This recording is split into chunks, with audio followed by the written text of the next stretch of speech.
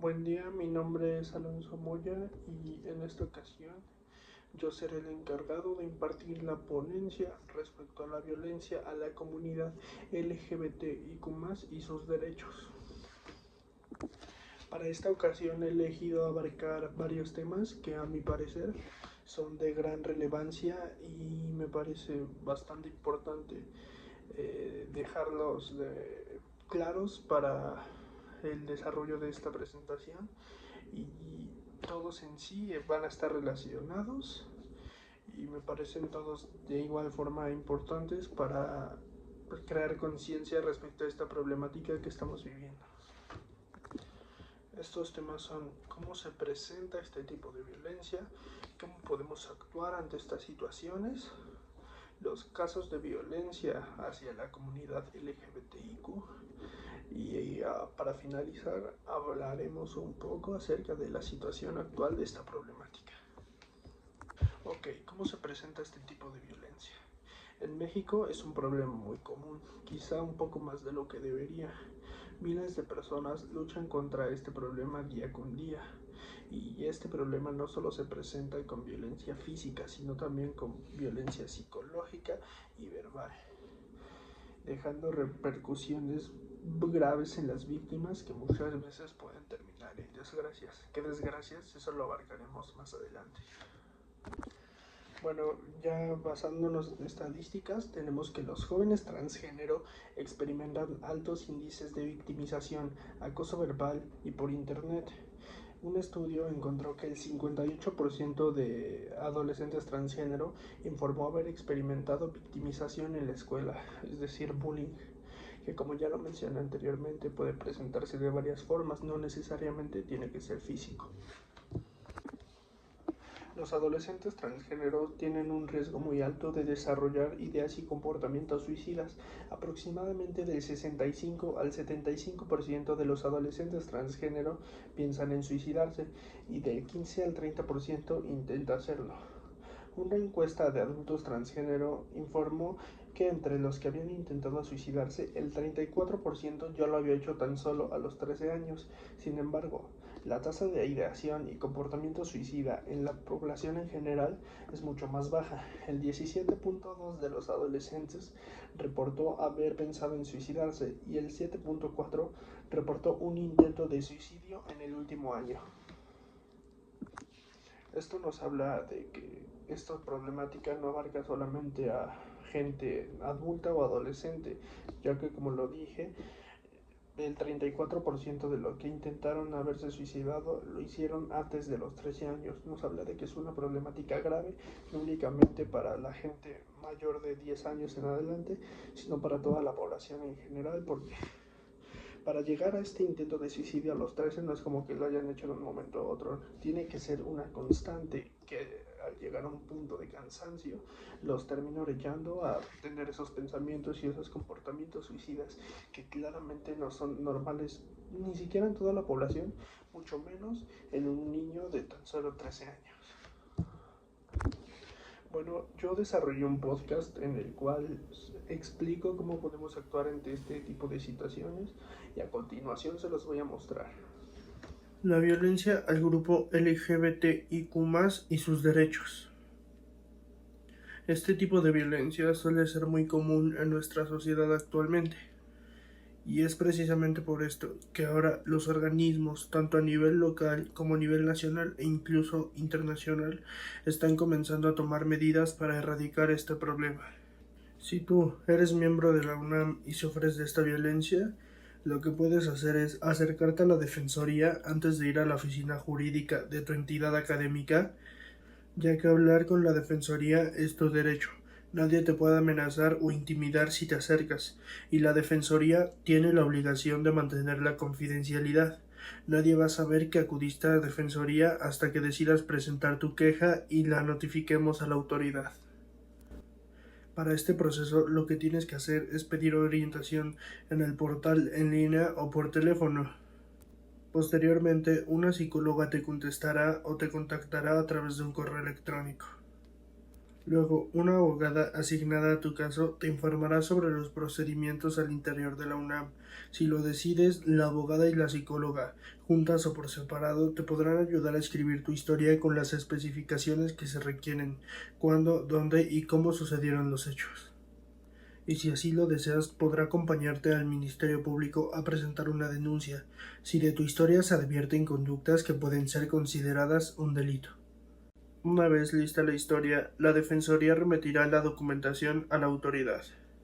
La narrativa de tu experiencia, un acta para acreditar tu identidad, peticiones tuyas para que la autoridad te informe el avance y solicitudes de información para que la autoridad mantenga a la Defensoría al tanto del asunto.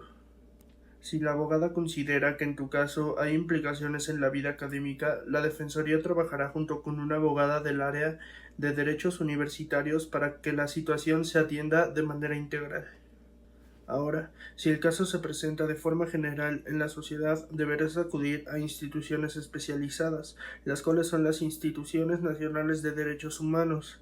Estas cuentan con departamentos que tienen como función principal responder a la situación de violencia y discriminación enfrentada por las personas de la comunidad LGBT.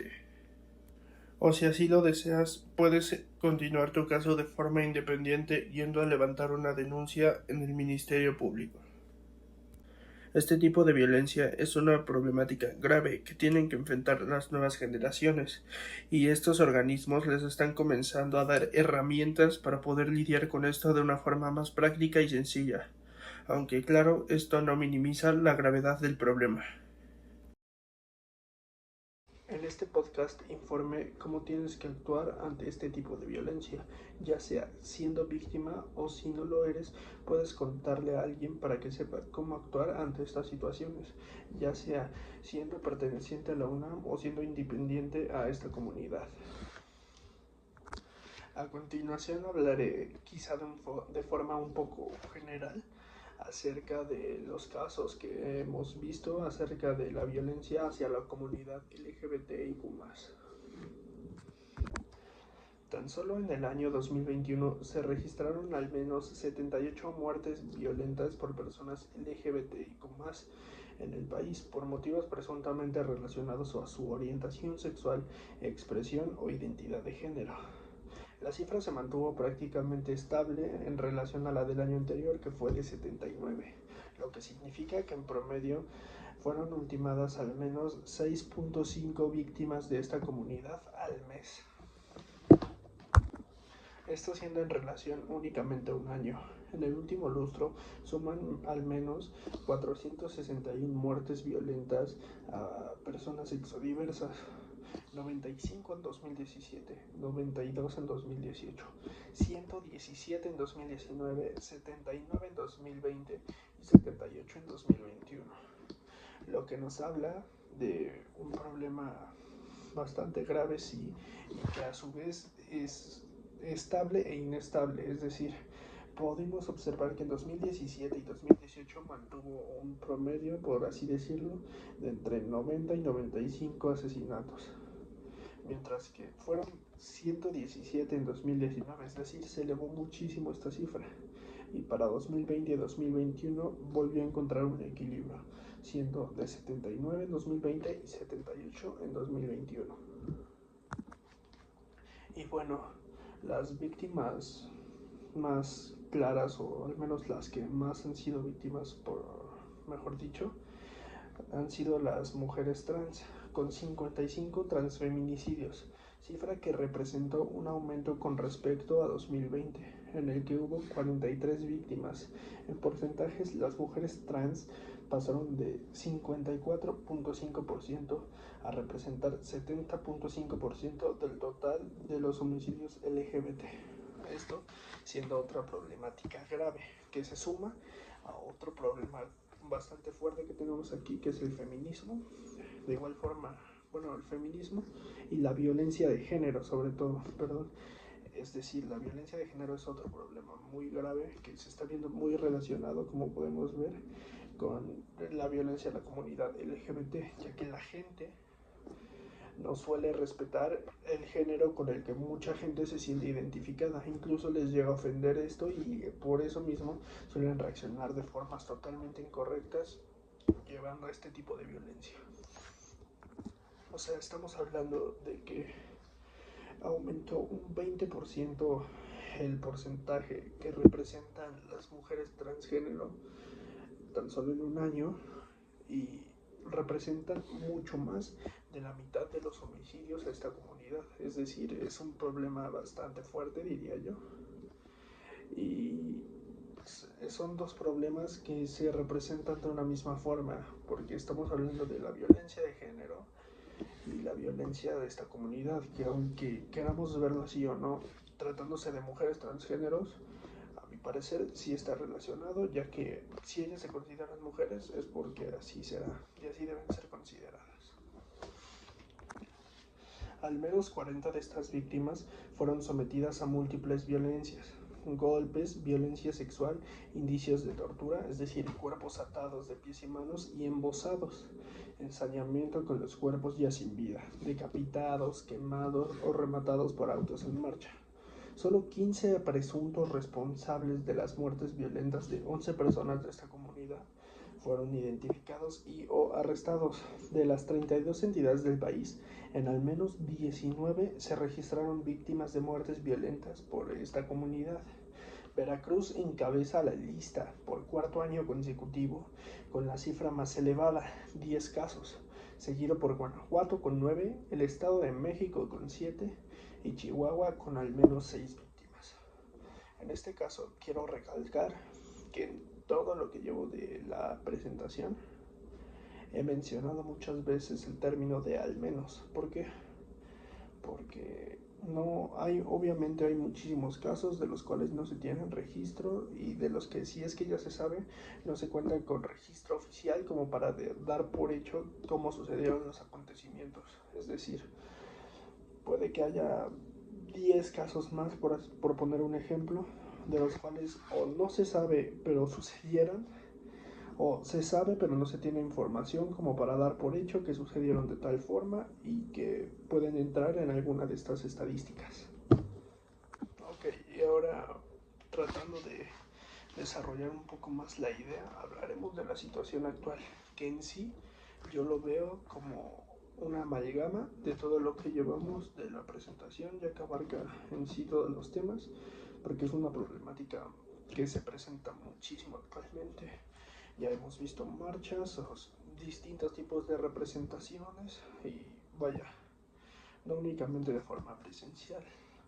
La tecnología ayuda mucho, ya sea a nosotros para alzar la voz,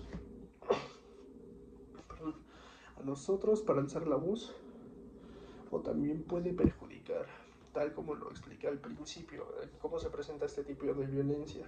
Se presenta también por internet. Es muy común que tanto adolescentes, adultos, quien sea, sufran acoso por internet, molestándolos por diversas situaciones, en este caso por pertenecer a esta comunidad, lo cual no tiene absolutamente nada de malo. Es simplemente gente que quizá no está preparada para tener un cambio tan drástico en sus ideales, por así decirlo, ya que estamos viviendo actualmente en un choque generacional muy fuerte, en un choque de ideales muy fuerte. Estamos en un cambio de generación, es decir, convivimos con gente de 80 y tantos años, 70 y tantos años, que están muy aferrados a ideas que se tenían en ese entonces. Y los tiempos cambian, las ideas evolucionan y lo que pensamos las nuevas generaciones es muy distinto. Y tal vez mucha gente que me esté viendo quizá puede experimentar esto en su casa, con sus padres, sus abuelos. Muchas veces van a estar en contra de este tipo de ideales. ¿Por qué? Porque ellos se criaron de forma muy distinta y no podemos hacer nada quizá para cambiar esos ideales, pero tenemos que tratar de lidiar con esto y también no perdemos nada con hacer el intento de hacer ver que realmente no hay nada de malo en estas situaciones. De igual forma, al inicio de la presentación yo hablé acerca de las desgracias que se sufren y con esto, vaya, haciendo énfasis en los suicidios, ¿no? que es un problema que yo mismo he podido apreciar con gente a mi alrededor, conocidos y desconocidos, y también es una forma de crear conciencia, ¿no? Por este tipo de abuso que realmente no tiene razón alguna, estás orillando a gente a llegar a estas orillas, vaya, orillarse al suicidio, al pensar que no hay otra salida. ¿Por qué?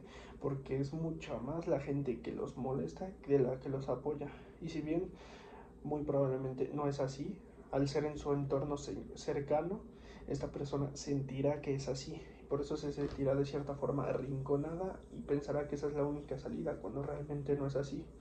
Y es por eso que, al menos en el caso de las personas pertenecientes a la UNAM, se les brinda apoyo psicológico cuando reportan, este tipo de violencia, para tratar de lidiar con ello y tratar de evitar este fatídico desenlace, ¿no?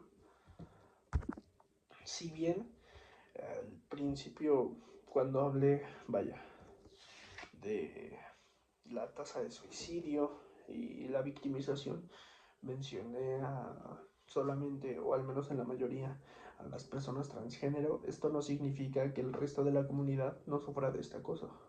Simplemente y lamentablemente es mayor este acoso hacia las personas transgénero que hacia las personas homosexuales, pansexuales, cualquier tipo de sexualidad.